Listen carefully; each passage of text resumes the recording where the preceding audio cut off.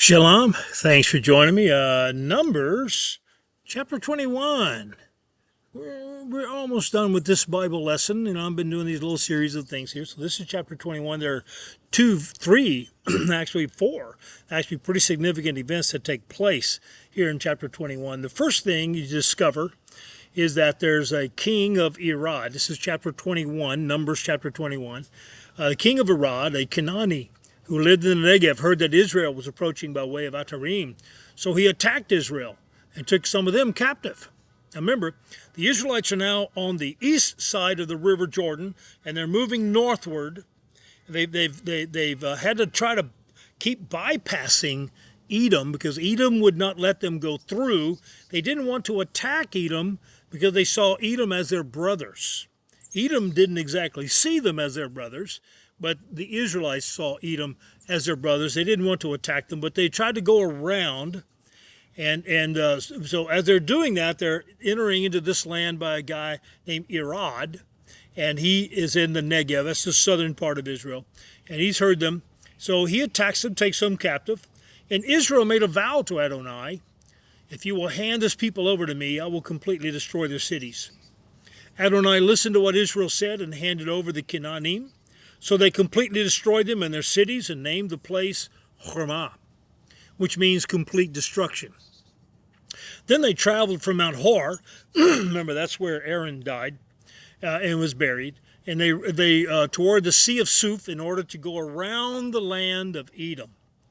Remember, because they couldn't pass through. Edom wouldn't let them.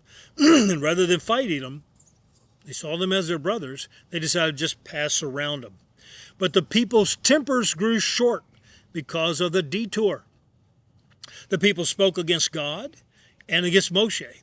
Why did you bring us up out of Egypt? To die in the desert? There's no real food, there's no water, and we're sick of this miserable stuff we're eating. They didn't like the manna. And of course, this is the same gripe they've had all along. We don't like the food, we don't have any water, we're going to die out here in the middle of nowhere. So in response, Adonai, and this is interesting, watch this story here. Adonai sent poisonous snakes among the people. They bit the people, and many of Israel's people died. The people came to Moshe and said, we sinned by speaking against Adonai and against you. Prayed to Adonai that he rid us of these snakes. Moshe prayed for the people, and Adonai answered Moshe, make a poisonous snake and put it on a pole. When anyone who has been bitten sees it, he will live. Moshe made a bronze snake and put it on the pole. If a snake had bitten someone, then he looked toward the bronze snake and he stayed alive. This snake is an interesting thing. So he creates a bronze snake and lifts it up on a pole, and anyone bitten by a poisonous snake could look to the snake who was lifted up, and he would be saved. He would be saved from the poisonous snake. He would live. Look and live is an old gospel hymn, by the way, and it's based on that. Unfortunately, we learn years later, centuries later, in 2 Kings chapter 18, verse 4, that bronze snake had survived all these centuries later, and eventually it had become an idol, a false idol, that Israel was actually worshiping as a false god. Rather than letting that snake be a reminder to them to look and live, it turned it into an idol, and they were worshiping it. What a terrible thing to do. Oh, and the Gospel of John, chapter 3, verses 14 through 21. Jesus made a fascinating statement. He said, just as Moses lifted up the serpent in the wilderness, so must I be lifted up so that I can save you. If you will look to me, Jesus, he says, if you will look to me, you will be saved. So he's describing the fact that he knew early in his Christian life, early in his ministry on earth, that he was going to be crucified. Because in crucified, you're going to be lifted up. And he said, just as Moses lifted up the serpent, I will be lifted up, and if you will look to me, you will live. John chapter 3, verses 14 through 21. Pretty cool story, don't you think? So the people of Israel then traveled on, and camped at Ovat. From Ovat they traveled and camped at Iye Havarim in the desert fronting Moab on the east.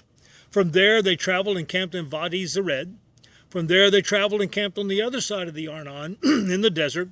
This river comes out of the territory of the Emori, for the Arnon is the boundary between Moab and Emori. And this is what it says in the book of the wars of Adonai. Vahev, Esupha, the Vadis of Arnon, and the slope of the Vadis extending as far as the site of Ar, which lie next to the territory of Morav. Now that's a quote from a very ancient book which no longer exists.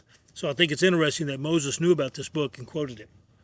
From there, they went on to Beer. Now that's B-E-E-R, yes, pronounced Beer, but in Hebrew that means well.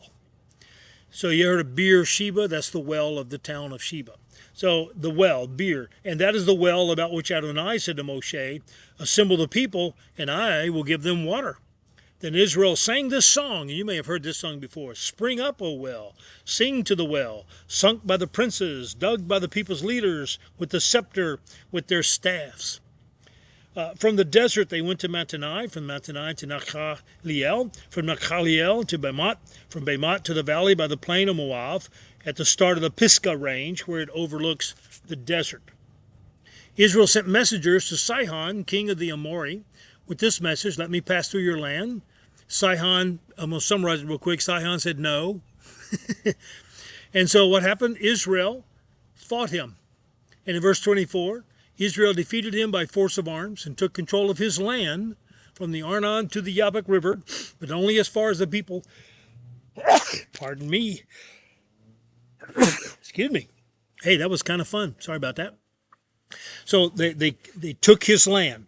King Sihon, they conquered his land. And then they sang a song about going up there, and I'm not going to sing it because I don't know the tune, and I ain't worried about it. But you skip down to verse 31. Thus Israel conquered that land of the Amori, Sihon, and lived in his land. Then Moshe sent men to reconnoiter Yazir. They captured its town and drove out the Amori who were there. Now this is all on the eastern side of the Jordan River, and they're moving northward, going through what is today modern Jordan and coming up into what is today far eastern Syria and far western Iraq, and a little north of that is the area they called Armenia. And so this is the area that they're in. Moshe sends men to record on that. They drive them out. Then they went to the land of Bashan, and their king, Og, king of Bashan, marched out against them with all his people. And essentially, he lost. Israel conquered his land. And so they owned everything to the east of Jordan, with the exception of the land that was still owned by Edom.